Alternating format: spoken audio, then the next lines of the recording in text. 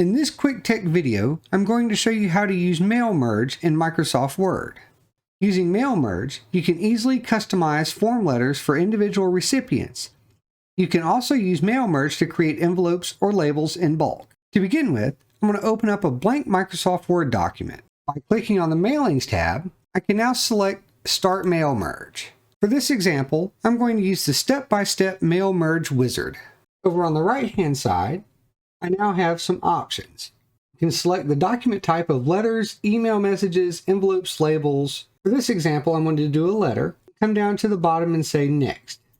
In the Select Starting Document, select one of the options. You can use the current document, start from a template, or use an existing document that you may already have typed up. For this example, I'm going to use the current document and click Next. Under Select Recipients, I can either use an existing list, select from my Outlook contacts, or start a new list. For this example, I'm going to start a new list. And under Type a New List, I'm going to say Create.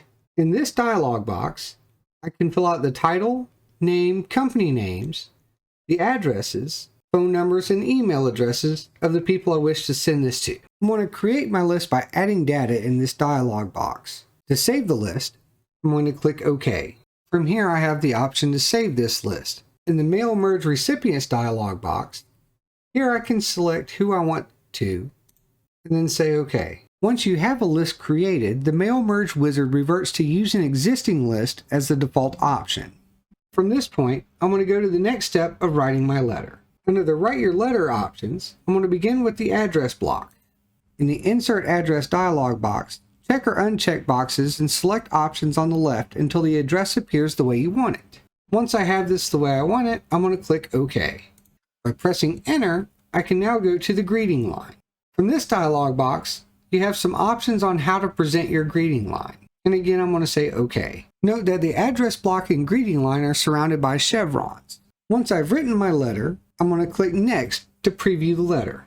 As you can see, it filled out the address block as I wanted it, along with the greeting line. Once you're satisfied, I'm going to click on Next and complete the merge. Now on the Finish and Merge on the top bar, I can edit individual documents, print, or send them as email. Thank you for watching.